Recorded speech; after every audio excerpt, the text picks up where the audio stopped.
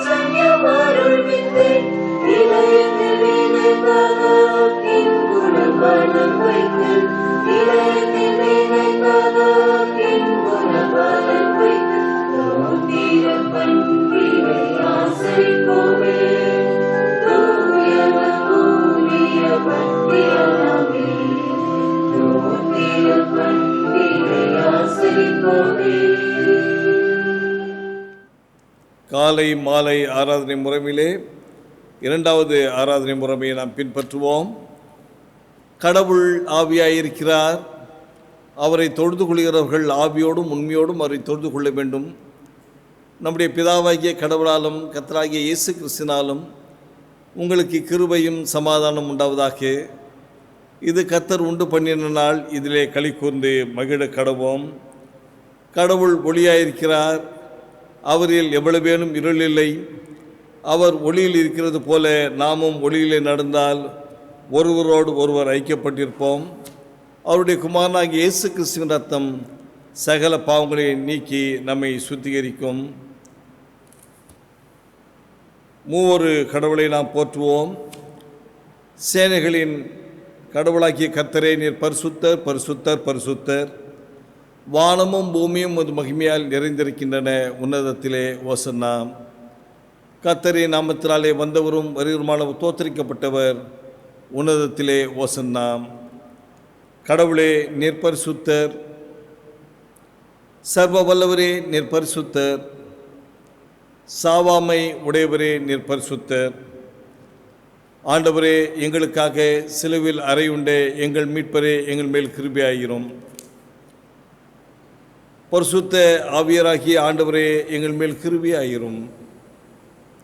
ஆண்டவரே, எங்கள் ஜெபங்களையும் ஆராதனை ஏற்றுக்கொண்டு எங்கள் மேல் கிருபையாயிரும்.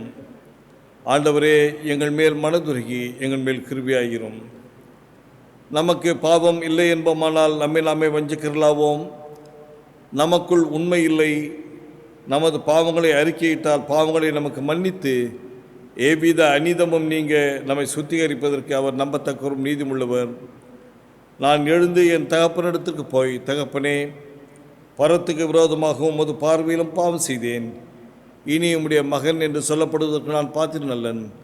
உம்முடைய கூலிக்காரரில் ஒருவராக என்னை வைத்துக்கொள்ளும் என்பேன். கடவுள் ராஜ்யம் சமீபத்திருக்கிறது. மனம் திரும்பி சுவிசேஷத்தில் நம்பிக்கை வையுங்கள். நமது பலவீனங்களுக்காக பரிதபிக்க முடியாத பிரதான ஆசாரியர் நமக்கு இராமல், எல்லா விதத்திலும் நம்மை போல் சோதிக்கப்பட்டும் பாவம் இல்லாத பிரதான ஆசாரியர் நமக்கு இருக்கிறார். ஆகையால் நாம் முழங்காற்படியிட்டு அமைதியாக நம்மை நாமே சோதித்தறிவோமாக. சற்று நேரம் ஆண்டவருடைய பாதத்திலே நாம் தரித்திருப்போம். நாம் நமது குற்றங்கள், குறைவுகள், பலவீனங்கள், தப்பிதங்களை ஆண்டவருடைய பாதத்திலே நாம் அர்ப்பணம் செய்வோம். ஆண்டவரை, வேதனை உண்டாக்கும் வழிகள் என்னிடத்தில் உண்டோ என்று பார்த்து நித்திய வழியில் நடத்தும் என்று ஆண்டவரிடத்திலே மன்றாடுவோம். நாம் யாவரும் சேர்ந்து முதலாவது பாவரிக்கின் ஜெபத்தை ஏறெடுப்போம். சர்வ வல்லமையும் மிகுந்த இரக்கமுள்ள பிதாவே, தப்பிப்போன ஆடுகளைப் போல நாங்கள் உம்முடைய வழிகளை விட்டு வழுவி அலைந்து போனோம். எங்கள் இருதயத்தின் யோசனைகளுக்கும் விருப்பங்களுக்கும் மிகவும் இணங்கி நடந்தோம். உமது பரிசுத்த கற்பனைகளுக்கு விரோதமாய் குற்றம் செய்தோம். செய்யத்தக்கவைகளை செய்யாமல் செய்யத்தகாதவைகளை செய்து வந்தோம். எங்களுக்கு சுகமே இல்லை. ஆனாலும் ஆண்டவரே, தேவரீர் எங்கள் ஆண்டவராகிய இயேசு கிறிஸ்து மூலமாய் மனிதருக்கு அருளி செய்த வாக்குதத்தின்படியே நிர்வாகிக்குமுள்ள குற்றவாளியாகிய எங்களுக்கு இறங்கும். தப்பிதங்களை அறிக்கையிட எங்கள் மேல் பொறுமையாயிரும். பாவத்தின் நிமித்தம் துக்கப்படுகிற எங்களை சீர்படுத்தும். மிகவும் இரக்கமுள்ள பிதாவே, உம்முடைய பரிசுத்த நாமத்திற்கு மகிமை உண்டாகும்படி நாங்கள் இனி தேவ பக்தியும் நீதியும் தெளிந்த புத்தியுள்ளாய் நடந்து வர இயேசு கிறிஸ்துவின் எங்களுக்கு கிருபை செய்தருளும். ஆமேன். சர்வ வல்லமையும் மிகுந்த இரக்கமுள்ள ஆண்டவர் மன்னிப்பையும் பாவ நிவர்த்தியை நமக்கு கட்டளையிட்டருளி வாழ்க்கையை சீர்படுத்துவதற்கான காலத்தையும் தமது பரிசுத்தாவின் கிருபையும் தேற்றுதலையும் தந்தருள்வாராக. ஆமேன். ஆண்டவரை துதியுங்கள். ஆண்டவர் நாமம் துதிக்கப்படுவதாக. இந்த நாளுக்குரிய சிறப்பு ஜெபம். எல்லாம் வல்ல நித்திய கடவுளே, பூமியின் நற்பலன்களை அதன் காலத்தில் எங்களுக்கு ஈவாக அளிக்கிறவரே, நாங்கள் அவைகளை உமது மேன்மைக்கென்றும் தேவைப்பட்டவர்களுடைய உதவிக்கென்றும் எங்கள் நலத்திற்கென்றும் பயன்படுத்த அருள் புரியும். இந்த நன்மையை விண்ணிலிருந்து இறங்கி வந்து உலகுக்கு உயிரளிக்கும் ஜீவ அப்பமாகிய இயேசு கிறிஸ்துவின் மூலம் தாழ்மையாய் வேண்டுகிறோம்.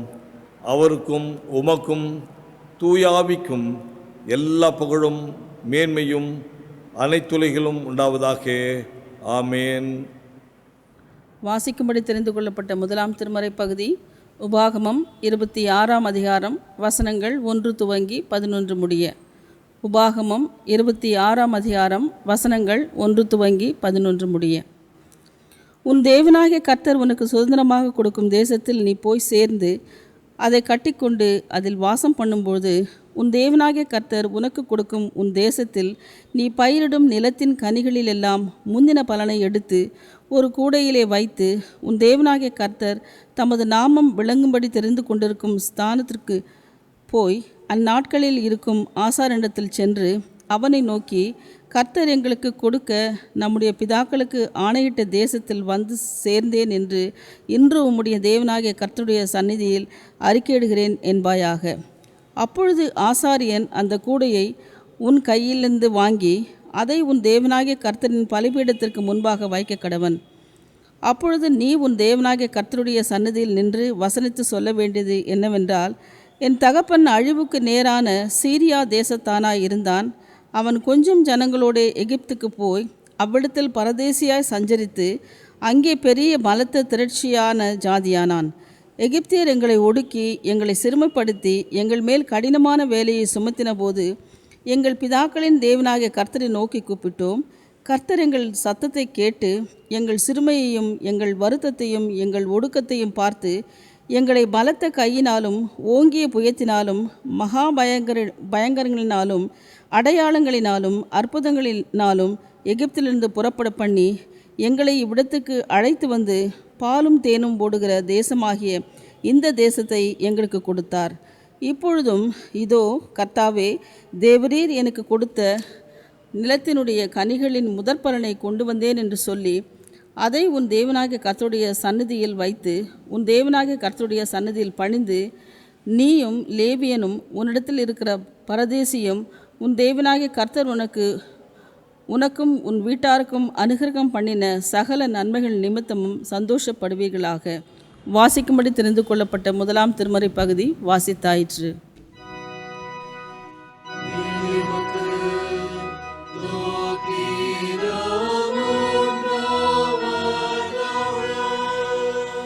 வாசிக்கும்படியாக தெரிந்து கொள்ளப்பட்ட 2ஆம் வேத பகுதி 2 கொரிந்தியர் 9ஆம் அதிகாரம் 6வது வசனம் துவங்கி 15வது வசனங்கள் முடிய. 2 கொரிந்தியர் 9ஆம் அதிகாரம் 6 துவங்கி 15 வசனங்கள் முடிய நாம் வாசிக்க கேட்போம். பின்னும் நான் சொல்லுகிறது என்னவெனில், சிறுக விதைக்கிறவன் சிறுக அறுப்பான், பெருக விதைக்கிறவன் பெருக அறுப்பான்.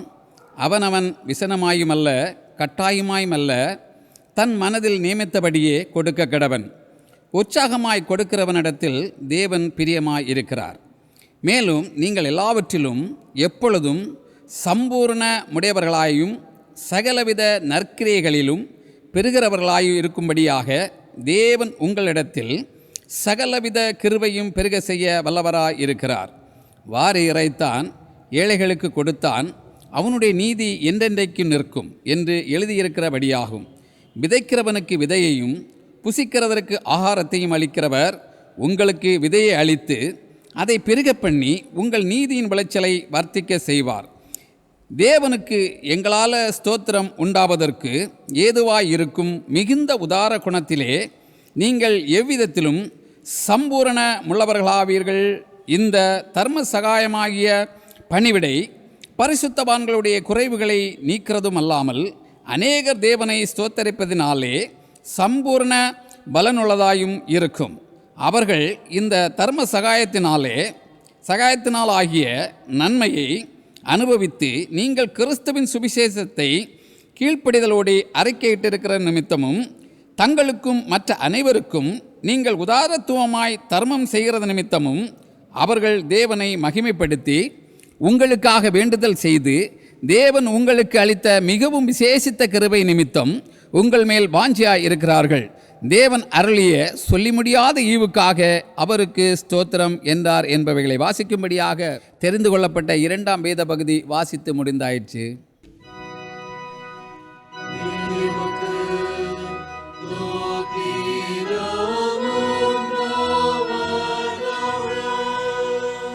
வாசிக்கும்படியாய் கொடுக்கப்பட்ட சங்கீதம் 65.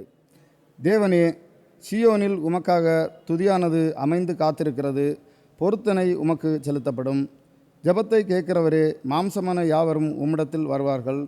அக்கிரம விஷயங்கள் என்மேல் மிஞ்சி வல்லமை கொண்டது. தேவரீரோ எங்கள் மீறுதல்களை நிவர்த்தியாக்குகிறீர். உம்முடைய பிரகாரங்களில் வாசமாய் இருக்கும்படி நீர் தெரிந்து கொண்டு சேர்ந்து கொள்கிறவன் பாக்கியவான். உம்முடைய பரிசுத்த ஆலயமாகிய உமது வீட்டின் நன்மையால் திருப்தியாவோம். பூமியின் கடையாந்திரங்களிலும் தூரமான சமுத்திரங்களிலும் உள்ளவர்கள் எல்லாரும் நம்பும் நம்பிக்கையாய் இருக்கிற எங்கள் இரட்சிப்பின் தேவனே, நீர் பயங்கரமான காரியங்களை செய்கிறதுனால் எங்களுக்கு நீதி உள்ள உத்தரவு அருளுகிறீர். வல்லமையை இடைக்கட்டி கொண்டு உம்முடைய பலத்தினால் பர்வதங்களை உறுதிப்படுத்தி சமுத்திரங்களின் மும்முரத்தையும் அவைகளுடைய அலைகளின் இரைச்சல்களையும் ஜனங்களின் அமளியையும் அமர்த்துகிறீர். கடையாந்தர இடங்களில் குடியிருக்கிறவர்களும் உம்முடைய அடையாளங்களின் நிமித்தம் பயப்படுகிறார்கள். காலையையும் மாலையையும் கலிகூற பண்ணுகிறீர். தேவரீர் பூமியை விசாரித்து அதற்கு நீர் பாய்ச்சுகிறீர். தண்ணீர் நிறைந்த தேவநதியினால் அதை மிகவும் செழிப்பாக்குகிறீர். இப்படி நீர் அதை திருத்தி அவைகளுக்கு தானியத்தை விளைவிக்கிறீர். அதன் வரம்புகள் தனியத்தக்கதாய் அதன் படைச்சல்களுக்கு தண்ணீர் இறைத்து அதை மலைகளால் கரைய பண்ணி அதன் பயிரை ஆசீர்வதிக்கிறீர். வருஷத்தை உம்முடைய நன்மையால் முடிசூட்டுகிறீர். உமது பாதைகள் நெய்யாய் பொழிகிறது. வனாந்தர தாவரங்களிலும் பொழிகிறது. மேடுகள் சுற்றிலும் பூரிப்பாய் இருக்கிறது. மேய்ச்சலுள்ள வெளிகளில் ஆடுகள் நிறைந்திருக்கிறது. பள்ளத்தாக்குகள் தானியத்தால் மூடியிருக்கிறது. பிதாவுக்கும் குமாரனுக்கும் பரிசுத்த ஆவிக்கும் மகிமை உண்டாதாக. ஆதியிலும் இப்பொழுதும் உள்ள சதா காலங்களிலும் மகிமை உண்டாதாக. ஆமென். இன்றைய நாளுக்குரிய நற்செய்தி பகுதி பரிசுத்த லூக்கா என்பவர் எழுதின நற்செய்தி நூல் 21ஆம் அதிகாரம் வசனம் 21 முடிய. பரிசுத்த லூக்கா என்பவர் எழுதின நற்செய்தி நூல் 21ஆம் அதிகாரம் வசனம் 1. இயேசு நிமிர்ந்து பார்த்தபோது செல்வர்கள் தங்கள் காணிக்கைகளை காணிக்கை பெட்டிக்குள் போடுவதை கண்டார். வறுமையில் வாடிய ஒரு கைம்பெண்ணும் 2 காசுகளை அதில் போடுவதை கண்டார். அவர், இந்த ஏழை கைம்பெண் எல்லாரையும் விட மிகுதியான காணிக்கை போட்டிருக்கிறார் என உண்மையாகவே உங்களுக்கு சொல்கிறேன். ஏனெனில் அவர்கள் அனைவரும் தங்களுக்கு இருந்த மிகுதியான செல்வத்திலிருந்து காணிக்கையை போட்டார்கள். இவரோ தமக்கு பற்றாக்குறை இருந்தும் தன் பிழைப்புக்காக வைத்திருந்த எல்லாவற்றையுமே போட்டிவிட்டார் என்றார் என்பது வாசிக்கும்படியாக குறிக்கப்பட்ட நற்செய்தி பகுதியை வாசித்தாயிற்று.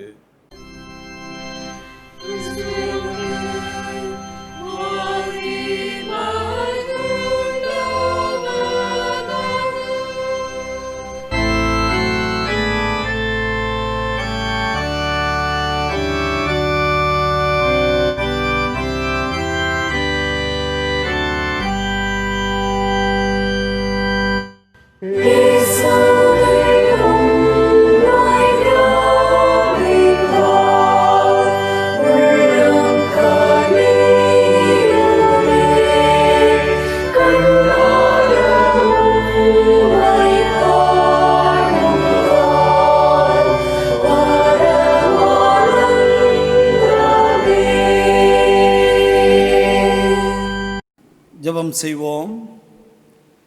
எங்கள் கன்மலையும் மீட்பருமாகிய கர்த்தாவே, வாயின் வார்த்தைகளும் உமது அடியவர்கள் ஒருடைய இருதயத்தின் தியானமும் உமது சமூகத்திலே பிரீதியாக இருப்பதாக. ஆமீன். கிறிஸ்துவுக்குள் அன்பான உடன் சகோதரி சகோதரர்களே, உங்கள் அனைவரையும் பிதா குமாரன் தூயாவிராகிய மூவர் கடவுளின் திருப்பெயராலே வாழ்த்துகின்றேன்.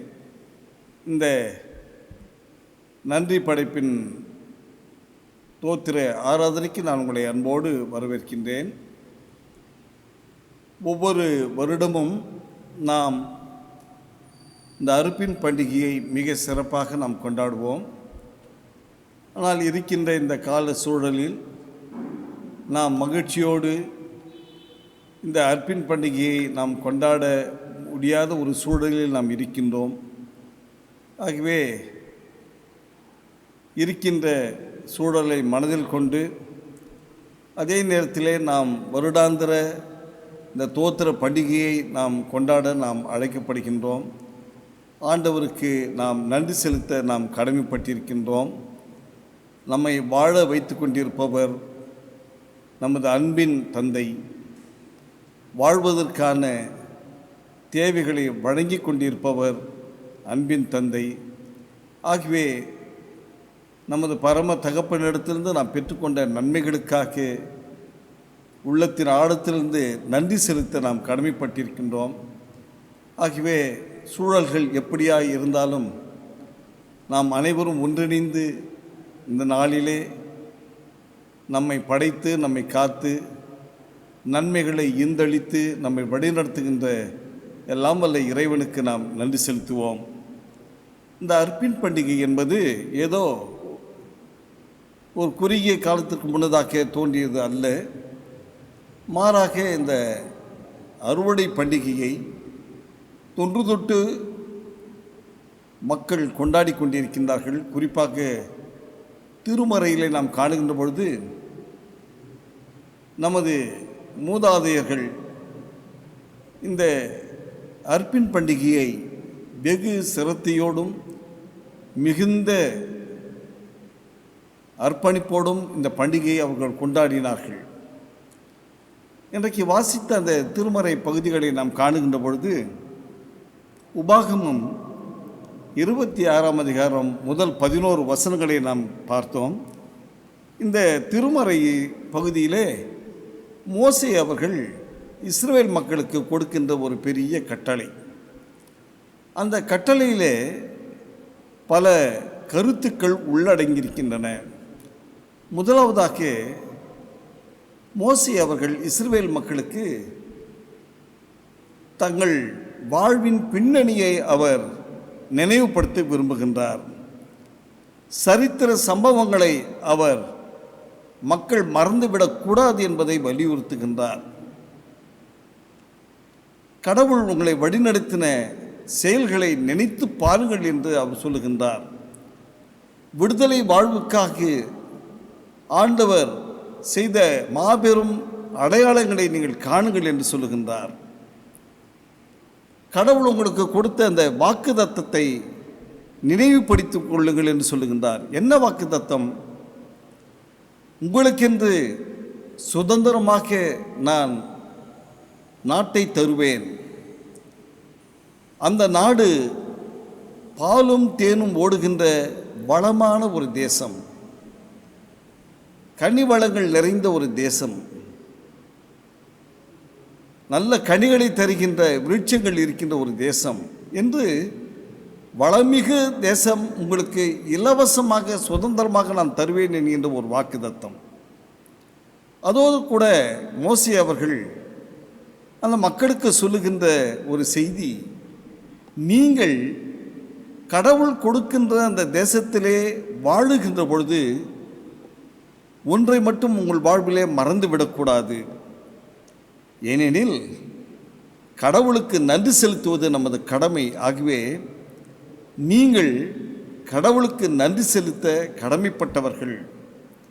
அதை எப்படி செலுத்த வேண்டும் என்பதை தான் இன்றைக்கு வாசித்த அந்த திருமறை பகுதியிலே மிக விரிவாக அது பதிக்கப்பட்டிருக்கின்றது. என்ன சொல்கிறார் மோசே?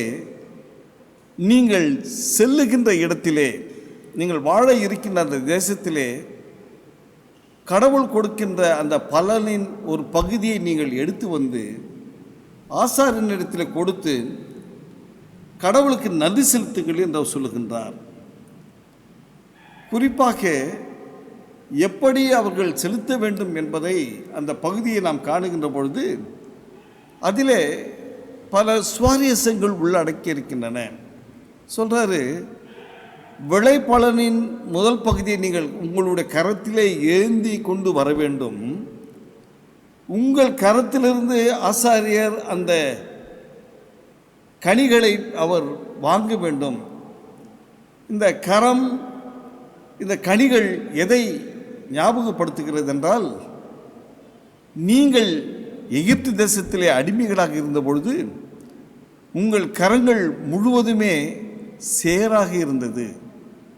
செங்கல் அறுப்பதற்காக எப்பொழுதுமே உங்களுடைய கரங்களில் சேறு இருந்து கொண்டே இருக்கின்றது.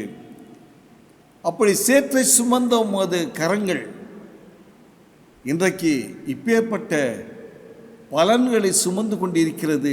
ஆகவே நீங்கள் கைகளிலே கொண்டு வருகின்ற அந்த கனி வகைகள் எதை ஞாபகப்படுத்துகிறது என்றால், முற்காலத்திலே நீங்கள் ஒன்றுமில்லாமல் இருந்து கடினப்பாட்டோடு செங்கலை அறுப்பதற்காக சேரை நீங்கள் உங்கள் கரங்களிலே சுமந்தீர்கள்.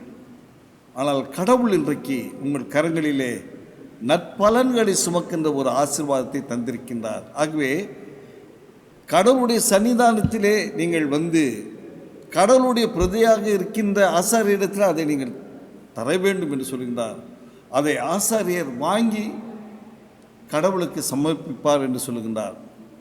பிறகு என்ன சொல்கிறார்னா, அது 11வது வசனத்தில் நீங்கள் பார்த்தீங்கன்னா, நீ மட்டுமல்ல உன்னோடு கூட இருக்கின்ற லேவியரும் மற்ற எல்லா மனிதர்களும் மகிழ்ந்து இருக்க வேண்டும். ஆகவே கடவுள் உனக்கு கொடுக்கின்ற அந்த நற்பலனை நீ மட்டும் அனுபவிக்கக்கூடாது, மாறாக மற்றவர்களும் சந்தோஷத்தோடு மகிழ்ச்சியோடு அனுபவிக்கின்ற ஒரு பகிர்தல் இருக்க வேண்டும் என்கின்ற ஒரு செய்தியை அந்த இடத்திலே சொல்லுகின்றார். ஆக முதல் திருமறை பகுதி, எந்த சூழலிலும் நாம் நன்றி செலுத்துவதை மறந்துவிடக்கூடாது. கடவுள் பாராட்டின அன்பை, கடவுள் பாராட்டின மிகப்பெரியதான கிருபைகளை என்றும் மனதில் வைத்து அவருக்கு நன்றி செலுத்த நாம் கடமைப்பட்டிருக்கின்றோம். கடவுள் கொடுக்கின்ற ஆசீர்வாதத்தை நாம் மட்டுமல்ல மற்றவர்களோடு கூட மகிழ்ந்து பகிர்ந்து கொள்ள நாம் அழைக்கப்படுகின்றோம் என்கின்ற செய்தி. 2வது திருமறை பகுதி 2 கொரிந்தியர் 9ஆம் அதிகாரம் 6-15 வரை காணுகின்ற பொழுது ஒரு மைய கருத்து பவுலடியார் சொல்கிறாரு, ஒருவரும் கட்டாயமாயும் அல்ல விசனமாயும் அல்ல மன விருப்பத்தின்படி கொடுக்க கடவன் என்று சொல்லுகின்றார். உற்சாகமாய் சந்தோஷமாய் கொடுக்கிறவனிடத்தில் கர்த்தர் பிரியமாய் இருக்கிறேன் என்று சொல்லுகின்றார். இந்த திருமறை பகுதியிலே நாம் அறிந்து கொள்ள வேண்டிய ஒரு சத்தியம் என்னவென்றால், கடவுளுடைய விருப்பம் எப்பேற்பட்டது, கடவுள் எதில் விருப்பம் கொள்கின்றவராக இருக்கின்றார். எல்லாரும் கடவுளுக்கு கொடுப்பதிலே தயங்குவதில்லை. ஆனால் பவுலடியார் சொல்லுகின்ற அந்த செய்தி, சிலர் கட்டாயமாக கொடுக்கின்றார்கள். அதாவது கட்டாயத்தின் அடிப்படையிலே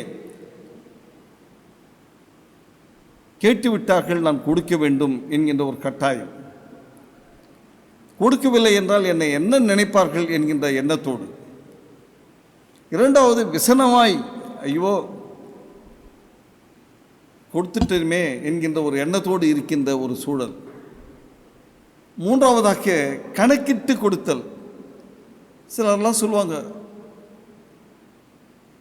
கடவுள் எனக்கு கொடுத்ததில் இவ்வளவு நான் கணக்கிட்டு சரியாக கொடுத்து விடுவேன் என்று. ஒருவேளை அது ஒரு நல்ல ஒரு பயிற்சியாக இருக்கலாம். கடவுளுக்கு கொடுப்பதிலே நாம் நிர்ணயித்து அதை கொடுப்பது ஒரு நல்ல செயல்தான். ஆனால் இதில் அனைத்திலும் ஆண்டவர் அதிகமாக நாட்டம் கொள்வதில்லை.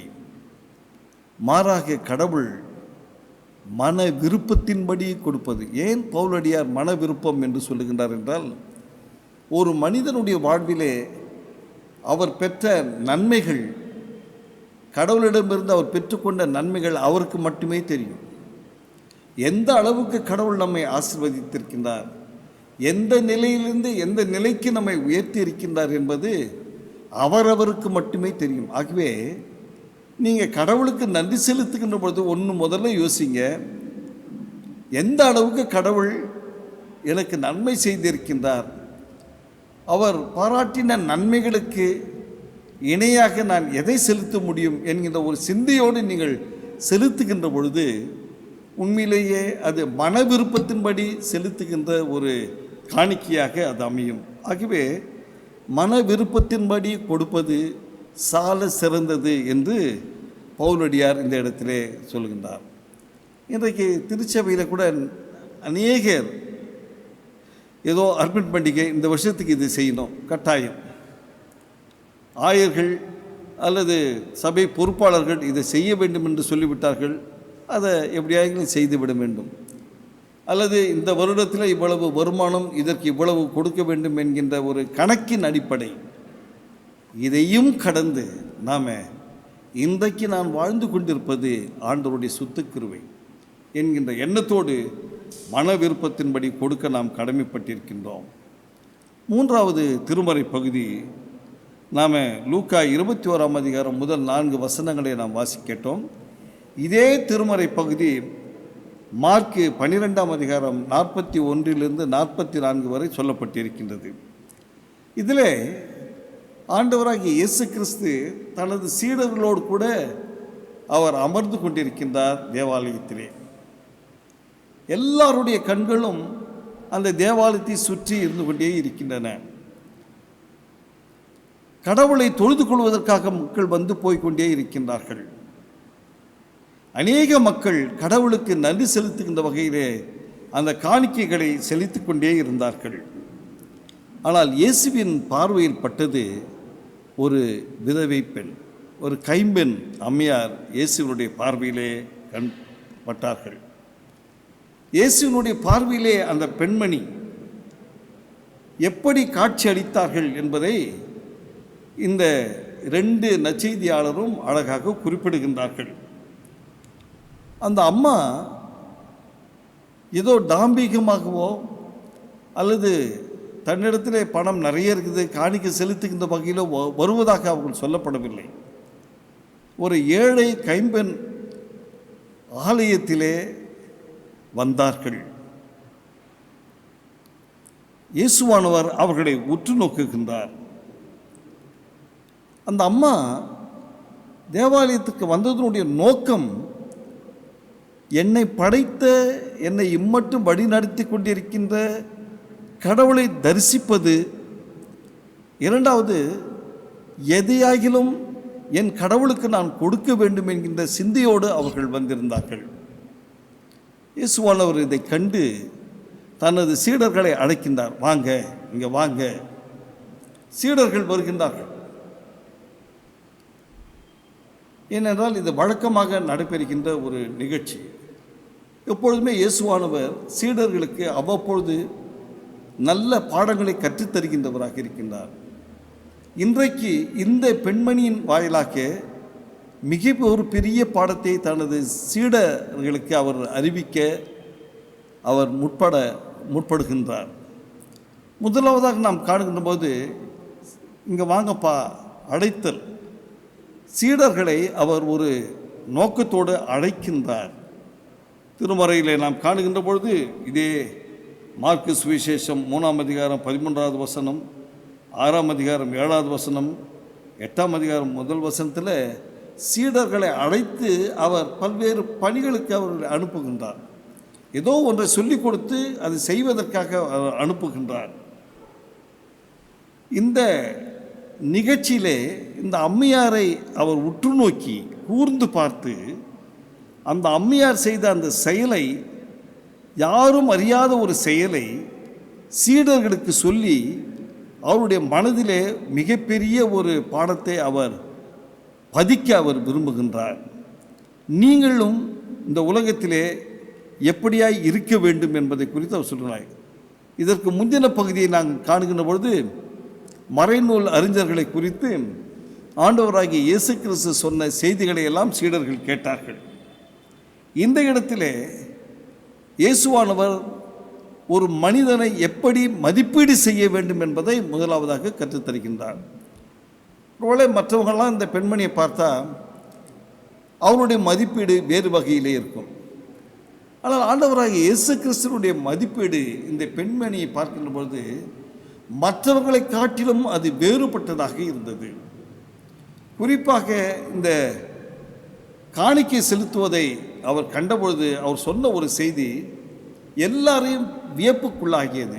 என்ன சொல்கிறாரு? இங்கு இருந்த அனைவரிலும் இந்த அம்மையார் செலுத்தின காணிக்கை மிக மிக பெரியது என்று சொல்லுகின்றார். எப்படி சொல்லுகின்றார் என்றால்,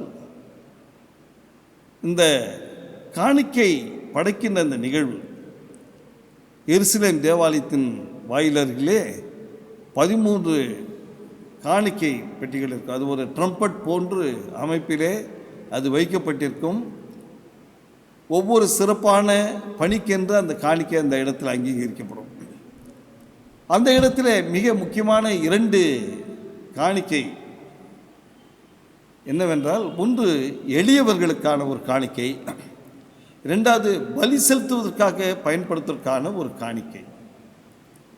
ஆக இந்த அம்மா கையில் 2 காசுகள் மட்டுமே இருந்தன. இந்த 2 காசும் அந்த வார்த்தைக்கு பொருள் என்ன, ரொம்ப லேசான ஒரு காசுகள், மதிப்பு குறைந்த காசுகள். ஆனால் இயேசுவினுடைய கண்ணிலே அந்த 2 காசுகள் தெரிந்தன. அவர் என்ன சொல்றாரு, அநேகர் தங்களுடைய செல்வத்தினுடைய திரட்சியிலே அவர்கள் காணிக்கை செலுத்தினார்கள், மிகுதியிலிருந்து அவர்கள் கொடுத்தார்கள், ஒரு பகுதியை கொடுத்தார்கள். ஆனால் இந்த அம்மையார் மிகுந்த வறுமையிலே இருந்த பொழுது அவர்களும் கொடுத்தார்கள். எதை கொடுத்தார்கள், எப்படி கொடுத்தார்கள் என்றால் எல்லாவற்றையும் கொடுத்து விட்டார்கள். அதான் இங்கே அவர், மற்றவர்கள் மிகுதியிலிருந்து ஒரு பகுதியை கொடுத்தார்கள். ஆனால் வறுமையிலிருந்த இந்த பெண்மணி தனக்கு இருந்த எல்லாவற்றையும் அவர்கள் கொடுத்து விட்டார்கள். தனக்கென அவர்கள் வைத்திருக்கவில்லை. அவங்க கையை பார்க்குறாங்க, 2 காசு தான் இருக்குது, இதை தவிர வேறு ஒன்றும் இல்லை. சரி, ஒரு காசை நாம் போட்டுவிட்டு ஒரு காசை நாம் வைத்து கொள்ளலாம் என்று அவர்கள் நினைத்திருக்கலாம். ஆனால் அந்த அம்மையார் அந்த 2 காசையும் அவர்கள் ஆண்டவருக்கு அளித்து விட்டார்கள். ஒருவேளை நான் என்ன யோசிக்கிறேன் அப்படின்னா, அந்த அம்மாவுக்கு மாபெரும் ஒரு விசுவாச கண்கள் இருந்தன. என்னில் இருப்பதை ஆண்டவருக்கு நான் கொடுத்து விட்டால் என்னை குறித்து கடவுள் பார்த்து கொள்வார் என்கின்ற விசுவாச கண்கள். என்னுடைய கையிலே ஒன்றுமில்லை, இருந்ததை கடவுளுக்கு நான் கொடுத்து விட்டேன் என்று நினைக்கின்ற பொழுது கடவுள் நிச்சயமாக என்னை ஆதரிப்பார் என்கின்ற அசையாத நம்பிக்கை அந்த அம்மாவோடு இருந்தது. இன்னொன்று நீங்கள் பார்த்தீங்கன்னா, அந்த 2 காசையும் அந்த அம்மா ஏதோ व्यसனப்பட்டோ அல்லது தட்டு தடுமாறியோ அல்லது போடலாமா போடக்கூடாதா என்கின்ற எண்ணத்தோடு அவர்கள் போடவில்லை. மிகுந்த மகிழ்ச்சியோடு தனக்கு இருந்த அந்த 2 காசை அவர்கள் ஆண்டவருக்கு என்று காணிக்கையாக படைத்தார்கள். நாம் முன்னது சொன்னது போல அந்த 2 பணிக்கென ஏழைகளுக்கென்று, இன்னொன்று தேவாலயத்திலே பலி செலுத்துவதற்காக செலுத்தப்படுகின்ற ஒரு காணிக்கை. ஆக அந்த அம்மா மனசில் என்ன வந்திருக்கோம், ஒன்று கடவுளுடைய நல்லுறவுக்காக செலுத்தப்படுகின்ற இந்த பலிக்கு மக்களுக்கும் கடவுளுக்கும் ஒரு நல்வுறவை ஏற்படுத்துகின்ற ஒரு சாதனமாக இருப்பது இந்த பலி செலுத்துதல். கடவுளுடைய அருள் இல்லாமல் நாம் வாழ முடியாது. ஆகவே கடவுளுடைய அருளுக்காக என்னில் இருக்கின்ற அந்த 2 காசை ஒன்றை நான் கொடுத்து விடுவேன். 2வது, கடவுள் யார் மீது இந்த உலகத்திலே பட்சமாக இருக்கின்றார் என்றால் ஏழைகள் மீது அவர் பட்சமாக இருக்கின்றார். ஆகவே அந்த ஏழைகளுக்கு ஒரு காசை நான் போடுவேன். அதுதான் அந்த அம்மாவுக்கு இருந்த எண்ணம். ஒரு பக்தியினுடைய உச்சக்கட்டத்தை நம்மால் காண முடிகின்றது. ஒன்று, கடவுளுக்கும் தனக்கும் இருக்கின்ற உறவு மிக முக்கியம் என்று அவர்கள் நினைத்தார்கள்.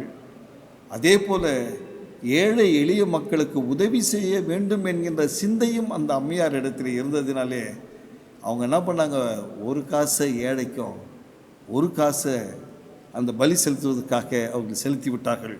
இப்பொழுது அவருடைய கரத்தில் ஒன்றுமே இல்லை. யோசித்து பாருங்க, இதுக்கு பிறகு அவருடைய நிலைமை என்ன அப்படின்னு யோசி. ஆண்டவராக இயேசு கிறிஸ்து நிச்சயமாக அந்த அம்மாவுக்கு ஏதாவது செய்திருப்பார் என்கின்ற ஒரு நம்பிக்கை.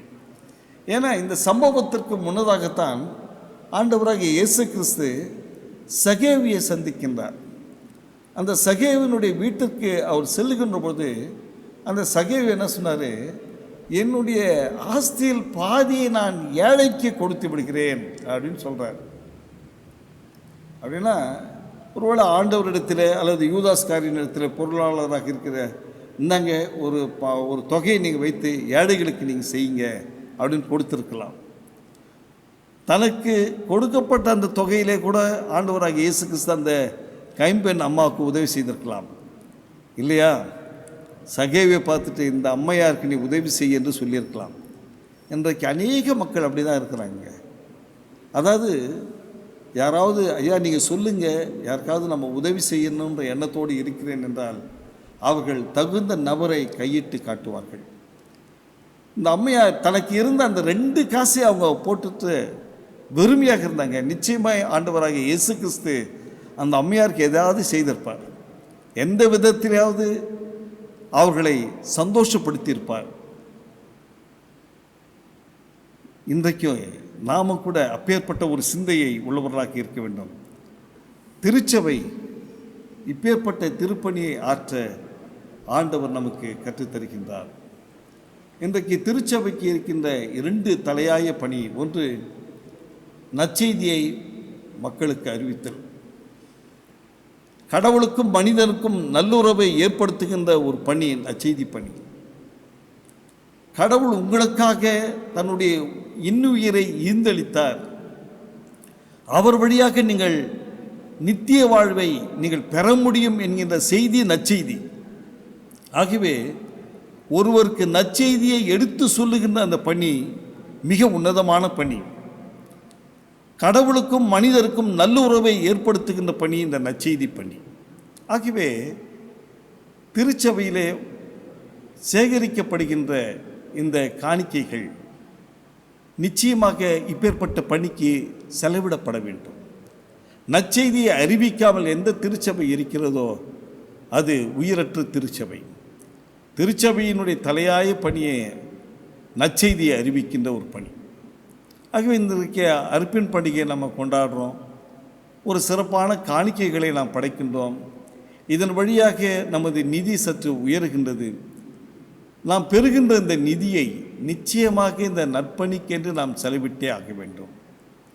இரண்டாவதாக, ஏழை எளியவர்களுக்கு உதவி செய்ய வேண்டும். ஏதோ வருமானத்தை அதிகரிப்பது இந்த அர்ப்பின் பண்டிகையினுடைய நோக்கம் அல்ல.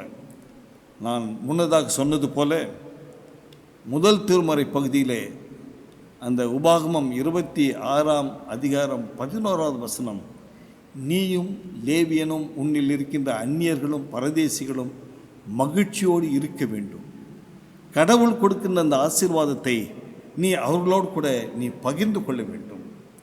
இன்றைக்கு நாம் பெறுகின்ற இந்த நிதி நிச்சயமாக ஒரு பகுதி இந்த ஏழை எளிய மக்களுடைய முகத்திலே மகிழ்ச்சியை கொண்டு வருகின்ற வகையிலே அது செலவிடப்பட வேண்டும். இல்லை என்றால் நாம் பெறுகின்ற இந்த நிதி ஒரு ஆசீர்வாதமான நிதியாக இருக்க வாய்ப்பில்லை. சபையார் இதை புரிந்து கொள்ள வேண்டும். ஏன், நாம் தனிப்பட்ட வாழ்விலே ஆண்டவர் நமக்கு பாராட்டின நன்மைகளை கொஞ்சம் நினைத்து பார்ப்போம். இன்றைக்கு நாம் கை நிறைய சம்பாதிக்கின்றோம், அல்லது நமது வருமானம் ஆசீர்வதிக்கப்பட்டிருக்கிறது. ஆனால் சற்று முன்னதாக நாம் சென்று பார்ப்போம், நமது ஆரம்ப நிலை எப்பேற்பட்ட ஒரு சூழலில் இருந்தது. கர்த்தர் எத்துணை நல்லவராக நம்மை உயர்த்தியிருக்கின்றார். கையின் பிரயாசத்தை காண செய்திருக்கின்றார். முன்னதாக நமது கரங்கள் சேற்றை சுமந்த கரங்களாக இருந்தன.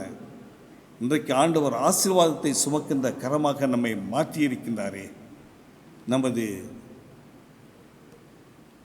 ஊழியம் அல்லது நமது தொழில் அல்லது நமது வியாபாரம் அல்லது நாம் கையிட்டு செய்கின்ற பணிகளிலே ஆண்டவர் நமக்கு தந்த ஆசீர்வாதங்கள், கையின் பிரயாசங்கள், வசதி வாய்ப்புகள், நிச்சயமாக இது ஆண்டவருடைய கரத்திலே நாம் பெற்றது. யாரெல்லாம் இதை ஆண்டவருடைய கரத்திலிருந்து பெற்றிருக்கின்றோம் என்று நாம் நம்புகின்றோமோ அத்துணை அன்பர்களும் ஆண்டவர் எதிர்பார்க்கின்ற வகையில் இதை மற்றவர்களோடு கூட பகிர்ந்து மகிழ்ச்சியாக இருக்க நாம் கடமைப்பட்டிருக்கின்றோம். எப்படி நாம் கொடுக்கின்றோம் என்பது அல்ல. ஒருவேளை இன்றைக்கு திருச்சபையிலே இந்த அர்ப்பின் பண்டிகையை நாம் கொண்டாடுகின்ற பொழுது நாம் மன விருப்பத்தின்படி கொடுப்போம் என்றால் ஆண்டவர் அதை ஆசீர்வதிக்கின்றவராக இருக்கின்றார்.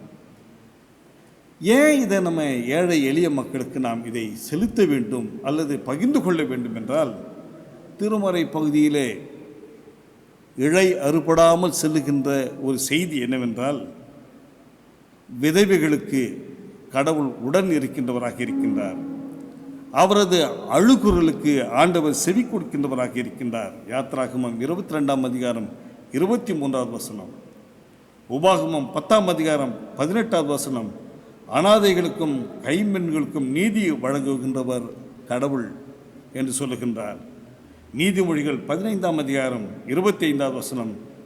கைம்பெண்களுக்கு அவருடைய நிலத்தை பாதுகாக்கின்றவர் கடவுள் என்று சொல்லுகின்றார். சங்கீதம் 146 9வது வசனம். அந்நியர், அனாதைகள், கைம்பெண்கள் இவர்களை ஆண்டவர் ஆதரிக்கின்றார் என்று சொல்லுகின்றார். ஆகவே கடவுள் செய்கின்ற அந்த பணியை ஏழைகளுக்கு உதவுவதன் மூலமாக நாம் இதை செய்கின்றோம் என்று சொல்லுகின்றார். அதே நேரத்தில் கடவுள் கொடுக்கின்ற ஒரு வாக்குத்தத்தம் என்ன தெரியுங்களா? இப்பேற்பட்ட மக்களுக்கு உதவி செய்கின்றவர்களை கடவுள் ஆசீர்வதிக்கின்றார். ஏசாயா 1ஆம் அதிகாரம் 17வது வசனம் 18வது வசனம். எரேமியா 7ஆம் அதிகாரம் 6வது வசனம். எரேமியா 22ஆம் அதிகாரம் 3வது 4வது வசனத்தை நாம் காணுகின்ற பொழுது, நன்மையை செய்ய கற்றுக்கொள்ளுங்கள், நீதியை நாடுங்கள், ஒதுக்கப்பட்டோருக்கு உதவி செய்யுங்கள், திக்கற்றோருக்கு நீதி வழங்குங்கள், கைம்பெண்களுக்காக நீங்கள் வழக்காடுங்கள் என்று ஆண்டவர் சொல்லுகின்றார். இப்படி செய்கின்ற போது நான் என்ன செய்வேன் என்றால், உங்களுடைய பாவங்களை எல்லாம் நான் கழுவி உங்களை சுத்தமாக்குவேன் என்று சொல்லுகின்றார். நற்கனிகளை உண்ணுகின்ற வகையிலே உங்களை வைப்பேன் என்று சொல்லுகின்றார். ஆகவே வாழ்வும் வளமையும் ஆண்டவர் தருகின்றவராக இருக்கின்றார். இந்த ஏழை எளியவர்களுக்கு நாம் உதவி செய்வோம் என்றால் அதனுடைய பயன் வாழ்வும் வளமையும் ஆண்டவர் நமக்கு தருகின்றவராக இருக்கின்றார். உண்மையான பக்தி என்று சொல்லுகின்ற பொழுது யாக்கோபு அவர் சொல்லுகின்ற ஒரு வசனம், திக்கற்ற பிள்ளைகளும் அனாதைகளும் விசாரிக்கிறதும் உலகத்தால் கரைப்படாதபடி உங்களை காத்து கொள்கிறதுமே கடவுளுக்கு முன்பாக மாசில்லாத சுத்தமான பக்தியாக இருக்கிறது. ஆண்டவருக்கு நன்றி செலுத்துகின்ற நாம் நம்மை உணர்ந்து, ஆண்டவரே நீர் எனக்கு கொடுத்த ஆசீர்வாதத்திலிருந்து ஒரு பகுதியை நான் காணிக்கையாக வைக்கின்றேன். திருச்சபையார் அதை பெற்றுக்கொள்கின்றவர்கள் ஆண்டவருடைய நற்செய்தி அறிவிப்பதிலேயும் ஏழை எளிய மக்களுக்கு அதை வழங்குவதிலேயும் நாம் செலவிட அழைக்கப்படுகின்றோம். அப்படி செய்கின்ற பொழுது ஆண்டவருடைய சித்தத்தை நிறைவேற்றுகின்ற மக்களாக இருப்போம் என்னும் சந்தேகமில்லை. ஆண்டவர் தாமே நம்மை ஆசீர்வதிப்பாராக. ஆமேன். ஜெபம் செய்வோம். அன்பின் தந்தையே, நீர் எங்களுக்கு பாராட்டின சொல்ல முடியாத ஈவுகளுக்காக நன்றி.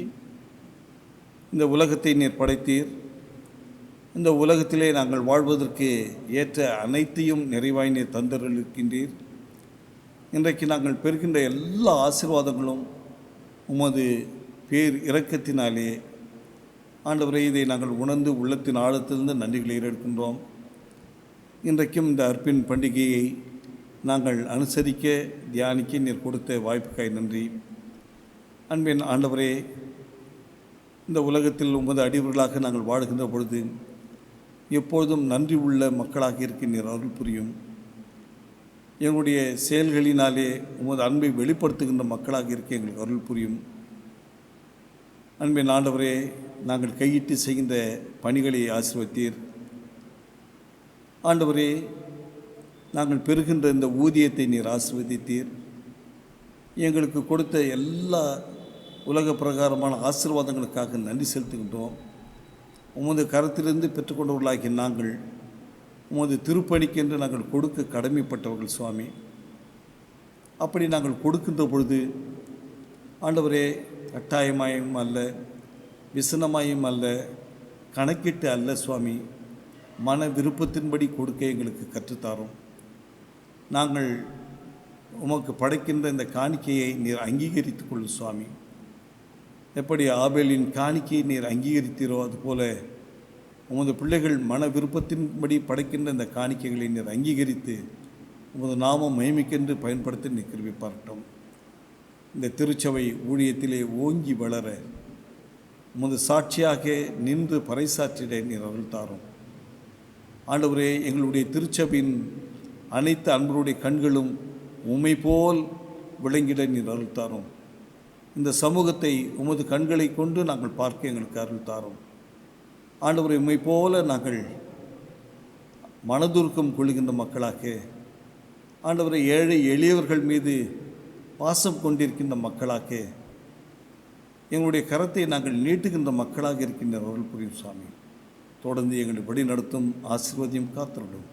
இயேசுவின் நாமத்தில் கேட்கிறோம் எங்கள் நல்ல பிதாவே, ஆமென். நாம் யாவரும் சேர்ந்து நமது விசுவாசத்தை அப்போஸ்தலர் விசுவாச பிரமாணத்தின் மூலமாக ஏறெடுப்போம்.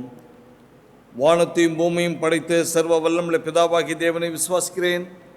அவருடைய ஒரே குமாரனாகிய நம்முடைய நாதர் இயேசு கிறிஸ்துவை விசுவாசிக்கிறேன். அவர் பரிசுத்த ஆவினாலே கன்னிமரியாத்தில் உட்பவித்து பிறந்தார். பொந்து பிலாத்தின் காலத்தில் பாடுபட்டு சிலுவில் அறையுண்டு மரித்து அடக்கம் பண்ணப்பட்டு பாதாளத்தில் இறங்கினார். 3ஆம் நாள் மருத்துவரிலிருந்து எழுந்தருளினார். பரமண்டலத்துக்கு ஏறி சர்வ வல்லமுள்ள பிதாவாகிய தேவனுடைய வலது பாசத்தில் வீற்றிருக்கிறார். அவ்விடத்திலிருந்து உயிருள்ளோரையும் மருத்துவர் நியாயத்திற்கு வருவார். பரிசுத்த ஆவியும் விசுவாசிக்கிறேன். பொதுவாக இருக்கிற பரிசுத்த சபையும் பரிசுத்தவான்களுடைய ஐக்கியமும் பாவ மன்னிப்பும் சரீர உயிர்த்தெழுதலும் நித்திய ஜீவனும் உண்டென்று விசுவாசிக்கிறேன். ஆமேன்.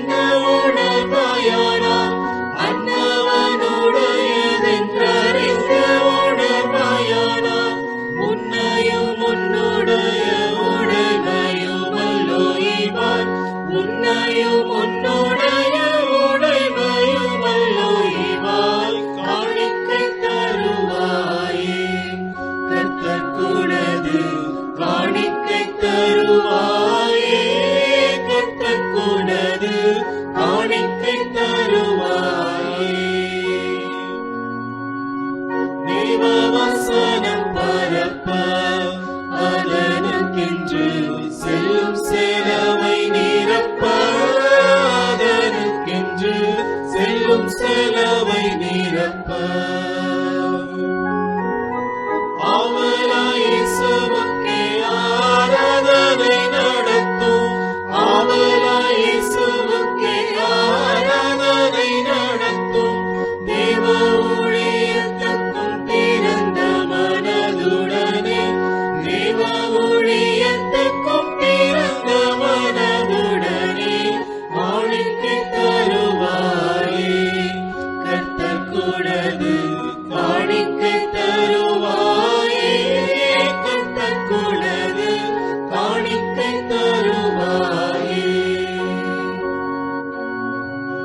பலன் மூலமாகவும் இன்னும் பலருக்கு பணம் முதலானதாகவும் இன்னும் பலருக்கு பணம் முதலானதாகவும்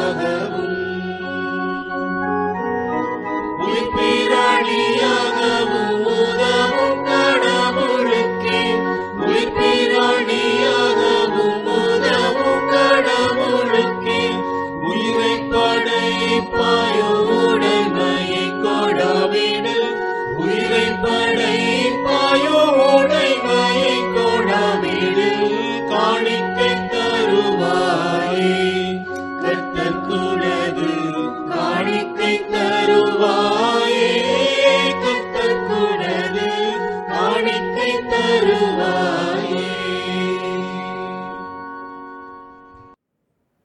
ஆண்டவரின் பேரன்பை பற்றி நான் என்றும் பாடுவேன். நீர் உண்மை உள்ளவர் என்று தலைமுறை தோறும் என் நாவால் அறிவிப்பேன். இயேசு கிறிஸ்துவின் நாமத்தில் திருச்சபையார் யாவருக்கும் அன்பின் வாழ்த்துக்கள். அறிவிப்புகள். வழக்கம் போல அர்ப்பண பண்டிகைகளுக்காக வழங்கப்படும் ஒரு நாள் வருமான கவரை பெற்று சென்று தங்கள் உதாரத்துவமான காணிக்கைகளை வருகின்ற வாரங்களில் ஆலயத்தில் படைக்குமாறு கேட்டுக்கொள்கின்றோம். இந்த வருடம் ஏல விற்பனையை நடத்த முடியாத சூழல் இருப்பதால் ஏல பொருள்களுக்கான பணத்தை ஒரு தனி காணிக்கை கவரில் படைக்குமாறு கேட்டுக்கொள்கின்றோம். ஆண்டு விழா வழக்கம் போல நமக்கு நடத்த இயலாத சூழலால் அனைத்து ஐக்கிய சங்கங்களும் தங்களுடைய வருட அறிக்கைகளையும் சிறப்பு நிகழ்ச்சிகளையும் 10 நிமிடம் மிக்காமல் வழங்குமாறு கேட்டுக்கொள்கின்றோம். நன்றி. கிறிஸ்துவுக்குள் அன்பானவர்களே, உங்கள் அனைவரையும் ஆண்டுடைய திருப்பெயர்னாலே வாழ்த்துகின்றேன், ஆசீர்வதிக்கின்றேன். மற்றும் ஒரு தோத்திர பண்டிகையை நாம் கொண்டாட ஆண்டவர் கொடுத்த வாய்ப்புக்காய் நன்றி. இருக்கின்ற இந்த காலகட்டத்திலே நாம் நமது அர்ப்பண பண்டிகையை வழக்கம் போல கொண்டாட முடியாத ஒரு நிலை. ஆனாலும் அதற்கான வழிபாட்டிலே நாம் பங்கு பெறுகின்ற ஒரு ஸ்லாக்கியத்தை ஆண்டவர் தந்ததற்காக நன்றி செலுத்துகின்றேன். அதோடு கூட சேகர செயலர் அவர்கள் அறிவித்த அறிவிப்பின் ஒரு சிலவற்றை உங்களுக்கு கோடிட்டு காட்ட விரும்புகின்றேன். குறிப்பாக இந்த அறுவடை பண்டிகையிலே உங்கள் கரங்களில் கொடுக்கப்பட்டிருக்கின்ற ஒரு நாள் வருமான காணிக்கை கவரை நீங்கள் படைக்கும்படியாகும். அதோடு கூட அர்ப்பண பண்டிகை அன்று ஏலத்திற்கென்று நாம் பொருட்களை எடுத்து வந்து ஆலயத்திலே நாம் ஆண்டவருக்கு நன்றி செலுத்துகின்றவர்களே படைப்போம். அந்த படைக்கப்பட்ட அந்த பொருட்களை நாம் ஏல விற்பனை செய்வோம். ஆனால் இருக்கின்ற அந்த சூழலில் இது சாத்தியமல்ல. ஆகவே ஏல பொருட்களுக்கான தொகையினை நீங்கள் தனி காணிக்கை கவரிலே நீங்கள் படைக்கும்படியாக நான் அன்போடு கேட்டுக்கொள்கின்றேன். சபையார் இதை மனதில் வைத்துக் கொள்ளும்படியாக அன்போடு கேட்டுக்கொள்கின்றேன். அடுத்ததாக திருச்சபையாரினுடைய முகவரிகள், அவர்கள் பயன்படுத்துகின்ற கைபேசி எண்கள் மாறி இருந்தால் அதை உடனே ஆலய அலுவலகத்துக்கு நீங்கள் தெரியப்படுத்தும்படியாக நான் நம்மோடு கேட்டுக்கொள்கின்றேன். உங்களுடைய சந்தா அட்டையிலே உங்களுடைய முகவரி, உங்களுடைய புதிய கைபேசி எண், தொலைபேசி எண்ணை நீங்கள் எழுதி அதை ஆலயத்தில் நீங்கள் படைக்கும்படியாக அன்போடு நான் கேட்டுக்கொள்கின்றேன். மிக முக்கியமான ஒரு அறிவிப்பு என்னவென்றால், தொடர்ந்து பின்னறிப்பு வருகின்ற வரை இன்றைக்கு எப்படி வழிபாடு நடைபெற்றதோ அவ்வகையிலே வழிபாடுகள் நடைபெறும். ரெண்டாவதாக, கடந்த நிதியாண்டு 2019 2020, குறிப்பாய் 2019 ஏப்ரல் மாதம் 1 தேதியிலிருந்து 2020 மார்ச் மாதம் 31 தேதி வரை உங்களுடைய சந்தாவை நீங்கள் செலுத்தும்படியாக அன்போடு கேட்டுக்கொள்கின்றேன். ஆக குறிப்பாக இந்த ஜனவரி, பிப்ரவரி, மார்ச் இந்த மாதத்திலே யாராவது சந்தாவை செலுத்தாமல் இருப்பீர்கள் என்றால் அதை இந்த மாதம் 20ஆம் தேதிக்குள்ளதாகவே நீங்கள் செலுத்திவிடும்படியாக அன்போடு கேட்டுக்கொள்கின்றேன். அடுத்ததாக, முழு நேர ஆயர் பணிக்கென்று விண்ணப்ப படிவங்கள் எதிர்பார்க்கப்படுகின்றன. இதற்கான தகுதிகள் 10 வருடம் தொடர்ந்து சென்னை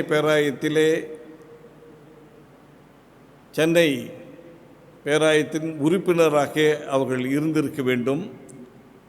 30 வயதிற்கு உட்பட்டவராக இருக்க வேண்டும்.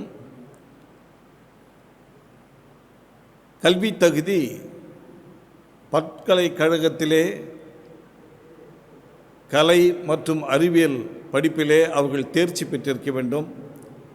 கரஸ்பாண்டன்ஸ் கோர்ஸ் படித்தவர்கள் விண்ணப்பிக்க முடியாது என்பதை நான் தெரிவித்துக் கொள்கின்றேன். 1000 கடிதத்தோடு பேராய அலுவலகத்திலே நீங்கள் சென்று விண்ணப்ப படிவத்தை துரிதமாய் பெற்று நீங்கள் சமர்ப்பிக்கும்படியாக அன்போடு கேட்டுக்கொள்கின்றேன். மேலும் விவரங்களுக்கு ஆயரையோ அறிவிப்பு பலகையோ நீங்கள் பார்க்கும்படியாக நான் அன்போடு கேட்டுக்கொள்கின்றேன். தொடர்ந்து இந்த கொரோனா நோய் தொற்று நீங்கும்படியாக நான் அன்போடு வேண்டுகின்றேன். ஆண்டவருடைய பேரருள் எப்பொழுதும் உங்களோடு கூட தங்கியிருக்கட்டும். ஆண்டவர் தாமே உங்களை ஆசீர்வதித்து வழிநடத்துவாராக. ஆமேன். ஜெபம் செய்வோம். மகா கிருபையும் அன்பும் இரக்கம் நிறைந்த எங்கள் நல்ல ஆண்டவரே, மீண்டும் ஒரு முறை கூட உமது பிள்ளைகளாக்கி நாங்கள் உம்மை நோக்கி பார்க்கின்றோம். ஆண்டவரே, வழக்கம் போல நாங்கள் இந்த மாதத்திலே அர்ப்பின் பண்டிகையை நாங்கள் உற்சாகமாக நாங்கள் கொண்டாடுவோம். ஆனால் இருக்கின்ற இந்த சூழலில் நாங்கள் வழக்கம் போல் மகிழ்ச்சியோடு கொண்டாட முடியாத ஒரு சூழல். நாங்கள் தனிமைப்படுத்தப்பட்டிருக்கின்றோம். ஆண்டவரே, ஆலயத்திலே முழுமையாக வந்து பங்கேற்க முடியாத ஒரு சூழல். ஆனாலும் ஆண்டவரே, உமது பிள்ளைகளை இம்மட்டும் உமது திருக்கரத்தினாலே நீ தாங்கி வழிநடத்தின தயவுக்காக நன்றி செலுத்துகின்றோம். ஆசீர்வதியும். நீர் எங்களுக்கு கொடுத்த எல்லா ஆசீர்வாதங்களுக்காய் நன்றி. எங்களுடைய கையின் பிரயாசத்தை நீர் ஆசீர்வதித்ததுக்காய் நன்றி. எங்களுடைய உழைப்பின் பலனை நாங்கள் பெற்றுக்கொள்ள ஆண்டவர் கொடுத்த தயவுக்காக நாங்கள் நன்றி செலுத்துகின்றோம் சுவாமி. திருச்சபையில் இருக்கின்ற ஒவ்வொரு குடும்பத்தினரும் ஆண்டவருடைய திருக்கரத்துக்குள்ளே அர்ப்பணிக்கின்றோம். ஒவ்வொருவரையும் நீர் ஆசீர்வதித்தலும் சுவாமி. ஆண்டவரை சுகவீனமாய் பலவீனமாய் இருக்கின்றவர்களுக்கு நல்ல சரிய சுகத்தையும் பலத்தையும் நீர் கட்டளையிட நாங்கள் ஜெபிக்கிறோம். தேவரீர், அநேக மக்கள் இந்த கொரோனா தொற்று நோயினாலே பாதிக்கப்பட்டு மருத்துவமனையிலே சேர்க்கப்பட்டு சிகிச்சை பெற்றுக் கொண்டிருக்கின்றார்கள். அநேகருக்கு நல்ல சரிய சுகத்தை நீர் தந்தீர். ஆண்டவரே, அநேக உமக்குள் நித்திரை அடைந்தார்கள். ஆண்டவரை, தங்களை இழந்திருக்கின்ற அருமையான குடும்பத்தினரை ஆண்டவருடைய கருத்துக்குள்ளே நாங்கள் அர்ப்பணிக்கின்றோம். ஆறுதலையும் தேர்தலையும் சமாதானத்தையும் தாரும் சுவாமி.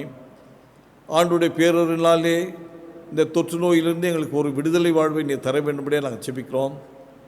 ஆண்டவரை, இந்த நோய்க்கு எதிராக போராடி கொண்டிருக்கின்ற மருத்துவ குழுவினருக்காக, ஆண்டவரை, எங்களுக்காக உழைக்கின்ற மக்களுக்காக நாங்கள் ஜெபிக்கிறோம். ஆசீர்வதியும். உலக அளவிலே இதற்கு தடுப்பு மருந்தை கண்டுபிடிக்க வேண்டும் என்று முயற்சியோடு இருக்கின்ற உமது பிள்ளைகளுக்கு ஆண்டவர் விசேஷித்த ஞானத்தினை தந்து, ஆண்டவரே, அவர்கள் துரிதமாக இதற்கு தடுப்பு மருந்தை கண்டுபிடிக்க நீர் உதவி செய்யும். ஆண்டவரே, எல்லாம் இருந்த பொழுதிலும் உமது கிருபை இல்லாமல் ஒன்றும் நடைபெறாது என்பதை நாங்கள் முழுமையாக உணர்கிறோம் சுவாமி. ஆகவே உமது கிருபைக்காக நாங்கள் காத்திருக்கின்றோம். உமது கிருபையை நீர் விளங்க பண்ணுவீராக சுவாமி. அன்பின் தந்தையே, திருச்சபையில் இருக்கின்ற மூத்த பெரியோர்களுக்காக ஆண்டவரை நாங்கள் ஜெபிக்கின்றோம். நல்ல சரிய சுகத்தையும் பலத்தையும் நீ தாரும். இந்த வார நாட்களிலே தங்களுடைய பிறந்த நாளையும் திருமண நாளை காணுகின்ற அன்பர்களுக்காக ஜெபிக்கிறோம். மற்றும் ஒரு ஆண்டை நீர் கூட்டி கொடுத்த தயவுக்காக நன்றி. வருகின்ற ஆண்டு அவருடைய வாழ்விலே புதிய ஏற்றத்தையும் உயர்வையும் கொண்டு வருகின்ற ஆண்டாக அமைய நீர் அருள் தாரும் சுவாமி. தேவரீர், திருச்சபையில் இருக்கின்ற ஆண்டவரே வாலிப பிள்ளைகளுக்காக நாங்கள் ஜெபிக்கிறோம். ஆசீர்வதியும். நல்ல பிரகாசமான எதிர்காலத்தை நீ தாரும். வேலை இல்லாமல் இருக்கின்றவருக்கு வேலையை நீர் தாரும். அன்பின் ஆண்டவரே, திருமணமாகாமல் இருக்கின்ற பிள்ளைகளுக்கு நல்ல ஒரு திருமணத்தை நீர் ஏற்படுத்தி தாரும். வேலை செய்கின்ற பிள்ளைகளுக்கு உமது விசேஷித்த ஞானத்தை தாரும். பல உயர்வுகளை உமது கரத்திலிருந்து பெற்றுக்கொள்ள நாங்கள் ஜெபிக்கிறோம். படிக்கின்ற பிள்ளைகளுக்காக ஜெபிக்கிறோம். நல்ல ஞானத்தை தாரும். பிள்ளைகள் வளர்ந்து செழிக்க நீர் அருள் புரிவீராக சுவாமி. சிறு பிள்ளைகளுக்காக ஜெபிக்கிறோம். எந்த விதமான நோய் நொடிகள் வராதவனும் பிள்ளைகளை நீர் காத்தருளும் சுவாமி. அன்பின் ஆண்டவரே, குடும்பத்திலே பண தேவைகள் உண்டு. சமாதானம் குலைச்சல் உண்டு சுவாமி. ஆண்டவர் தயவாய் இறங்கி உமது பிள்ளைகளை சந்தோஷத்தினாலே மகிழ்ச்சினாலே நிரப்ப வேண்டும்படியாகும். அவருடைய குறைவுகளை எல்லாம் நீர் நிறைவாக்க வேண்டும்படியாக நாங்கள் ஜெபிக்கிறோம் சுவாமி. அன்பின் ஆண்டவரே, இதோ அநேக குடும்பத்திலே ஆண்டவரே நல்ல திருமண வாழ்க்கையை நீர் அமைத்து தந்தீர், நன்றி செலுத்துகின்றோம். தேவரீர், அநேக குடும்பத்திலே நல்ல பிரசவத்தை நீர் கட்டளையிட்டீர், தாயும் குழந்தையும் நீர் பிரித்தெடுத்து நன்றி செலுத்துகின்றோம். இன்னும் பிரசவத்துக்கென்று இருக்கின்ற பிள்ளைகளை ஆண்டவருடைய கரத்துக்குள்ளே அர்ப்பணிக்கின்றோம். நல்ல பிரசவத்தை கண்டறிய நீர் அருள் தாரும் சுவாமி. ஏற்ற வேளையிலே தாயும் குழந்தையும் நீர் பிரித்தெடுக்க நாங்கள் ஜெபிக்கிறோம். அன்பின் ஆண்டவரை, குழந்தை செல்வத்திற்காக மனிதத்தில் ஜெபித்து கொண்டிருக்கின்றவர்களுக்காக உம்மண்டை வருகின்றோம். ஆண்டவர் தயவாய் இறங்குவீராக சுவாமி. தேவரீர், நல்ல கற்பத்தின் கனி அவர்கள் பெற்றுக்கொள்ள அருள் தாரும். அன்பின் ஆண்டவரே, அநேக நாட்களுக்கு பிறகு இந்த வழிபாட்டு ஸ்தலங்கள் திறக்கப்பட்டாலும் ஆண்டவரே, இந்த தொற்று நோடியின் வீரியத்தை நாங்கள் அறிவோம் சுவாமி. இதன் வழியாக எந்த விதமான தொற்று நோய்கள் பரவாதவனம் தேவர் நீர் எங்களை தற்காக்க வேண்டும்படியாக நாங்கள் ஜெபிக்கிறோம். உலக தலைவர்களுக்காக நாங்கள் ஜெபிக்கிறோம். ஒவ்வொருவரையும் நீர் ஆசீர்வாதத்திலும் நல்ல ஞானத்தை தாரும். இந்திய நாட்டினுடைய தலைவர்களுக்காக நாங்கள் ஜெபிக்கிறோம். ஆண்டவர், எங்களுடைய தமிழ்நாடு அரசுக்காக நாங்கள் ஜெபிக்கிறோம். அவர்கள் எடுக்கின்ற முடிவுகள் மக்களுக்கு பாதுகாப்பை அளிக்கின்ற வகையிலே அமைந்திட நீர் அருள் தாரும் சுவாமி. அன்பின் ஆண்டவரே, திருச்சபை தலைவர்களுக்காக நாங்கள் ஜெபிக்கிறோம். ஆயர்களுக்காக, மிஷனரிமார்களுக்காக, உமது ஊழியத்தை பல்வேறு நிலைகளில் செய்து கொண்டிருக்கின்றவர்களுக்காக, சமூக நல்ல பணியாளர்களுக்காக, குறிப்பாக இந்த தொற்று நோயினாலே பாதிக்கப்பட்ட மக்களுக்கு உதவி செய்து கொண்டிருக்கின்றவர்களுக்காக நாங்கள் ஜெபிக்கின்றோம். ஒவ்வொருவரையும் நீர் ஆசீர்வதித்து காத்தருளும் சுவாமி. அன்பின் ஆண்டவரே, நீர் இம்மட்டும் எங்களுக்கு நல்லவராக வல்லவராக இருந்தீரே, நன்றி செலுத்துகின்றோம். வருகின்ற நாட்களிலும் நீர் எங்களை காத்து வழிநடத்தும் ஆசீர்வதியும். தேவருடைய இரக்கமுள்ள கிருபைக்கும் பராமரிப்புக்கும் வழிநடத்தலுக்கும் எங்கள் அனைவரையும் தாழ்த்தி அர்ப்பணிக்கின்றோம். ஆசீர்வதியும் காத்தருளும். இயேசுவின் நாமத்திலே கேட்கிறோம் எங்கள் நல்ல பிதாவே, ஆமேன். யாவரும் சேர்ந்து சொல்வோம். பரம்பரைக்கு எங்கள் பிதாவே, உம்முடைய நாமம் பரிசுத்தப்படுவதாக, உம்முடைய ராஜ்யம் வருவதாக, உம்முடைய சித்தம் பரம்பரத்திலே செய்யப்படுவது போல பூமியிலே செய்யப்படுவதாக. அன்றன்றுள்ள அப்பத்தை இன்று எங்களுக்கு தாரும். எங்களுக்கு விரோதமாய் குற்றம் செய்வதற்கு நாங்கள் மன்னிக்கிறது போல எங்கள் பாவத்தில் மன்னியும். எங்களை சோதனைக்குள் பிரவேசிக்க பண்ணாமல் தீமையின்றி ரட்சித்துக் கொள்ளும். ராஜ்யமும் வல்லமையும் மகிமையும் என்றென்றைக்கும் உம்முடையவைகளே, ஆமேன். எல்லா புத்திக்கும் மேலான தேவ சமாதானம் நம்முடைய இருதயத்தை, நமது சிந்தைகளை கிறிஸ்து இயேசுக்குள்ளாக காக்க கடவுது. பிதா, குமாரன், தூயாவியராகிய மூவர் கடவுளுடைய ஆசீர்வாதம் நம் அனைவரோடும், நமது குடும்பங்களோடும், நாம் கொண்டாடுகின்ற இந்த கொண்டாட்டத்தோடும் இன்றும் என்ற சதாகாலம் தங்கியிருப்பதாக. ஆமீன்.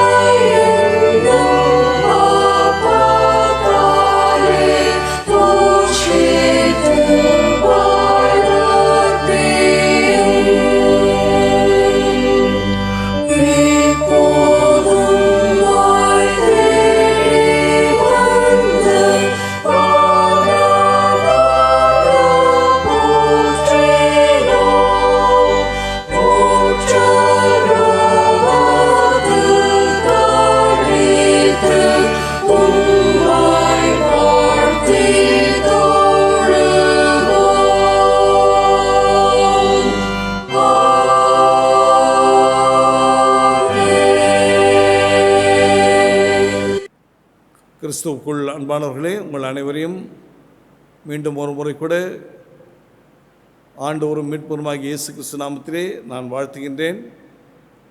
தகுந்த பாதுகாப்போடும் நல்ல சரீர சுகத்தோடும் பலத்தோடும் நீங்கள் இருக்க நான் வாஞ்சிக்கின்றேன். ஆண்டவருடைய பேரருள் உங்களோடு கூட இருப்பதாக. ஆமென். கர்த்தர் உங்களோடு இருப்பாராக. அவர் உமது ஆவியோடு இருப்பாராக. சமாதானத்தோடு போக கடுவோம். கர்த்தருடைய நாமத்தினாலே ஆமேன்.